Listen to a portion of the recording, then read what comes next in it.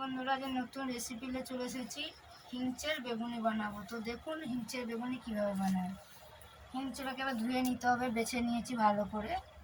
দেখুন প্রথমে ধোয়া হয়ে গেছে। এবারে ভালো করে বেসনটাকে ফেটে নেব। পরিমাণ মতন লঙ্কা দেবো, পরিমাণ মতো হলুদ দিয়ে দেবো, পরিমাণ মতো নমক দেবো, পরিমাণ মতো নমকটা দিয়ে দেবো। দিয়ে ভালো করে জল দিয়ে মেখে নিতে হবে। আলাদা হতে যাবে না, এটাকে ভালো করে ফেটে নিতে হবে। যত ফাটবে তত কি খাস্তা হবে আর খেতেও ভালো লাগবে। তো ভালো করে ফেটে নেব। ভালো করে ফাটা হয়ে গেছে, দেখতেই পাচ্ছেন কত সুন্দর হয়ে গেছে।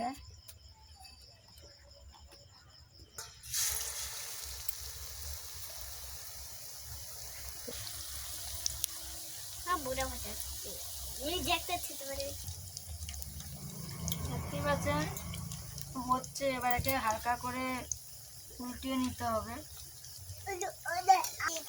দেখতেই পাচ্ছেন কত সুন্দর হচ্ছে। তো উল্টি পাল্টে ভালো করে ভেজে নিতে হবে। তো উল্টি পাল্টে ভালো করে ভেজে নেব। দাদা এসে ভাত খাবে।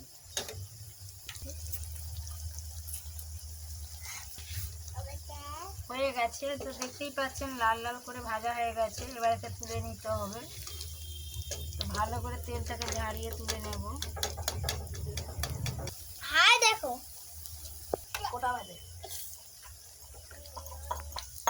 দেখতেই পাচ্ছেন হয়ে গেছে। তো এটাও তুলে নেব। তো হালকা আঁচ করে ভাজলে দেখতেই পাচ্ছেন কত সুন্দর হয়েছে। তো মরমরাও করতে হবে। দেখতেই পাচ্ছেন তো কি সুন্দর হয়ে গেছে হিংচের বেগুনি। তো আপনারা এরকম বাড়িতে বানাবেন। তো আশা করি আপনাদেরও ভালো লাগবে খেতে।